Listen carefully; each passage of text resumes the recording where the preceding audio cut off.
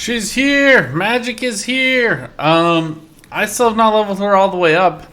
I've been spending literal hours passively clicking those purple buttons to continue leveling her up. So I'm gonna jump in, show you guys what she's got, and then we'll run through just some of the basics on how she works. I know this video is late. A lot of you guys have already started playing her. But there are a few events I just want to touch on as well. I'm still like 700k on my Black Widow, So I have no prior affinity to Magik. I had not played Marvel Future Fight. I have not played any of the other Netmarble games. So for me, like, she's just an interesting character that I have no... like, all of my opinions are not going to be rooted in... They won't be tainted by nostalgia, if that makes sense. So, son just coming to say hello. Alright, so what we're gonna do is just come up in here, receive friend tokens, because that's important. I get so distracted. Oh, I get all the overlay is still here too. Okay, This is what you get for starting a new game, and then it makes it smaller. Nope.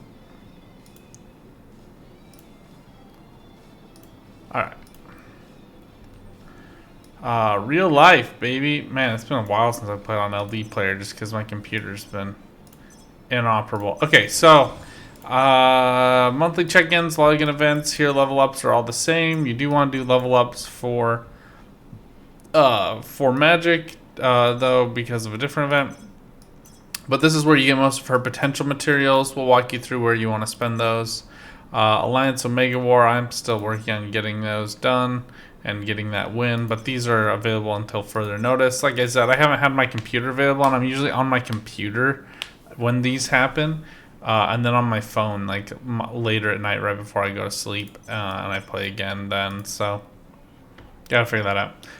Newest hero is here. Embark on an epic adventure. Event duration lasts for 38 days, 15 hours. So we have plenty of time. Make sure you make it worthwhile, but we got time. And the event is only 7 days worth of stuff. So again, you have 38 days to complete it all, but only 7 days worth of stuff. We're on day 4 right now for where I am. This will probably come out by the time day 7's here, but for some reason they're like really leaning into giving you certain characters. But yeah, you gotta like level all the way up. Every time you level up by 20 levels for the first 3 days, and then it looks like by 10 levels for the last 3 days. I think they're probably just gonna push you to get to level 100. And then you gotta defeat all these blitzes. Personally, like, the materials for a Maestro Blitz is still super easy for me to do with Black Widow. It takes about a minute if I queue in with competent people. So I usually will just wait till I get all of these, and then just run through them after I've already claimed daily rewards, and it'll give you that prompt that's like, you've already claimed all daily rewards. Would you like to refresh? Just click no. They're not worth as much, so just click out of that and then just go through these, and then you'll get 2 battle badges for each one. They're 5 stars, so if you've been playing this game since launch, or even especially since beta, then you will have more than enough of those lower level badges, and currently I haven't even equipped them. So basically how I go through characters when I do a new character build up, every time you level 1 up, your squad rank goes up, your base points, and I've run through all this in prior videos, but like if you've never seen those before, basically if you click on your level, you can see where all your percentage increases for all of these things come from, and then you can just click on the side. You can see, like, for my health right now, I'm at like 37, so I'm getting plus 30,000 from extra things. Her base is only 7,000, so her costume is doubling that. Battle badges adding a little bit, but titles are adding even more than my costumes. Potential, I haven't dumped anything into potential yet. We'll get to that in a minute.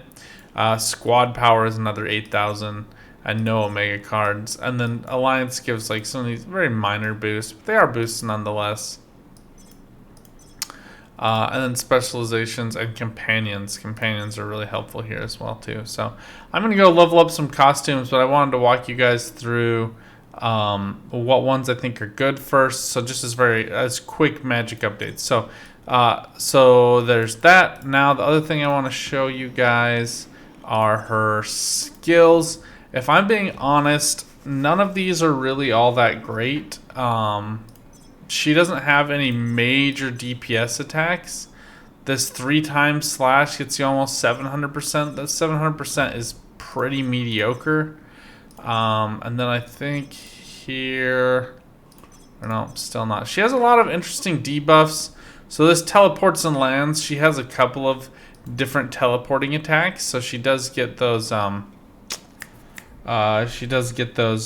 Iframes on several different moves. I'm just assuming. I still need to level her up to double check this, but I'm guessing that this is gonna work pretty well. Note that it is damage over time for 5 seconds. Damage over time is really not all that helpful if I'm being honest, especially since enemies move out of the ring and it's not as great. So, and then this one gives you like a knockdown, but you really want damage. I can't say this enough. Damage is really what matters, because knockdowns don't work on bosses, and they rarely work on other humans who have any kind of debuff resistance.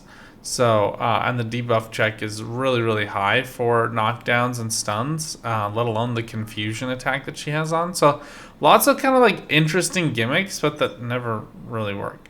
So, this is by far her highest attack, but look at the skill. Like, the cast time isn't super long, per se, to get it started, but once she starts it, she is active throughout the whole process, waiting for not active, but here we'll do this one. But this is hands down the highest attack. So for us, we'll be looking for summon Limbo Hydra, and we need to swap these around. And then basically what I do whenever I'm building like an auto bot mechanic attack, whatever you want to call that, is I will just come in here and order them from most damage to least damage.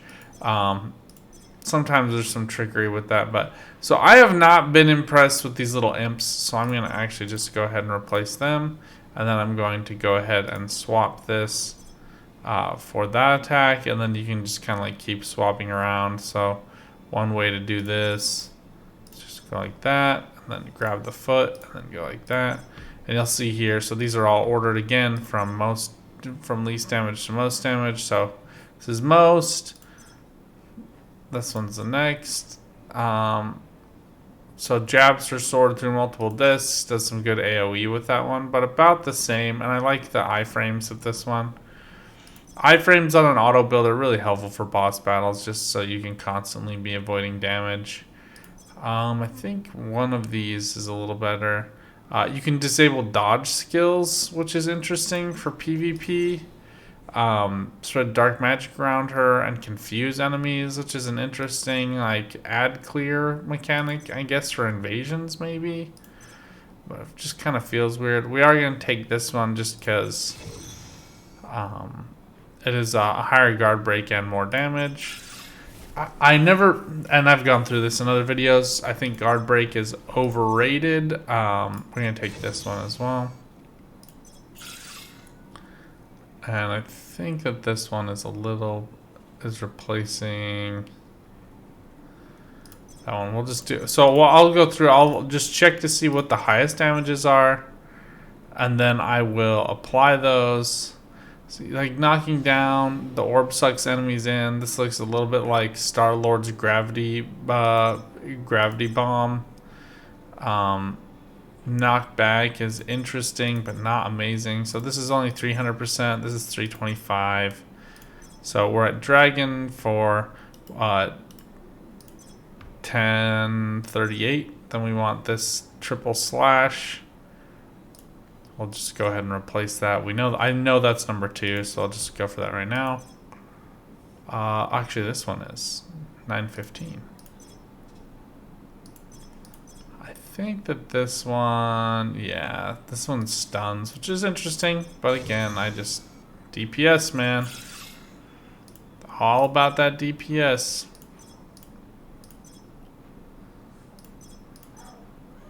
Three.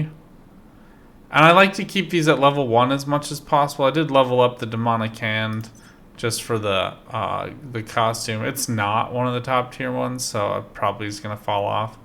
But again, I like to just go ahead and look for whichever one is the highest, unlock it, and then I'll just compare them internally and then order them in terms of damage. So this will be a good instruction to you guys on kind of what the options are at the mid tier. And mid tier is usually where you have to start getting more involved. Like, he's fine. He does absorb some of the damage, so like he's probably a good option. Let's just see here. He transfer 15% of damage received to summoned ally for 15 seconds. So, you know, he does help take off some of that damage. Yeah, 317 is not enough. Yeah, this one's gonna fall off. It is interesting crowd control, but not that great. I'm actually gonna replace it with this guy. It's just a little fun, you know. 341. Although that is getting like a boost from my current armor stat. So we might have to refresh that. But yeah, I just leave these at level 1 until I get stuck, basically. It gives me a better indication of kind of what I need to do. So look, walking through her ultimate, so I think basically her kit revolves around this ultimate, if I'm being honest. So you become invincible for 3 seconds, knocked down when skill lands, immobility, immunity. So you can get like dazed or frozen or knocked down. Recovers HP by like 26%, decreases long range damage received by 22%, which is helpful because it is like a ranged melee attack. Most of the things are. The basic certainly is. Even though she can like shoot little magic with her hand, she closes the distance. Again, that's why it feels very similar to Captain Marvel. Blast off energy and turn into Dark Child, dealing 330% damage, which is not that much. Knocks down attacked enemy, can use 3 Dark Child exclusive attacks after transformation. And we'll walk you guys through what those are. Right now I'm just going to increase this all the way, just getting more HP recovery here, decreasing long range damage, and then I just will increase the basic attack as well. No reason to wait on those ones. And then if I'm like feeling really confident about how these ones work, then I'll get back to it. So there's that. I'll do costumes in a separate video coming up, but I think that's a good introduction to the attacks. Looks like you get the biggest damage attacks pretty early. At level 54, you're able to access 3 of those. So, and again, lots of like middling damage. 600 to 1000 range is like pretty middling. 1000 is a lot of damage, but especially when it's spread over such a long period of time, it's not as great. Though it is AoE, so you know, you can do it to multiple enemies, which is helpful in invasions and other types of like spec ops and stuff like that too. So I'll be testing that out, letting you guys know what I think. Last thing I wanted to cover in this video, I have not unlocked her specializations yet. That'll be at level 70, but I did want to talk about potential. Don't spend anything. This is obviously where you want to be putting it. I mean, you get health recovery, you get damage increase, you get access to skills that are stat based off of the ultimate stat, that are all really pretty strong. And then I think from there, probably like stamina recovery for some of the attacks, and I would think probably accuracy rate just on this base, not so you don't have to do it with cards and other materials and armor rolls. You can focus those instead on crit damage, crit rate, and those modifiers are typically a better bet for maximum damage. But then defense pierce is really helpful right now. And then just base stats after that, I would probably go for her defense. Although HP is pretty helpful for her too, just because she's able to recover it automatically.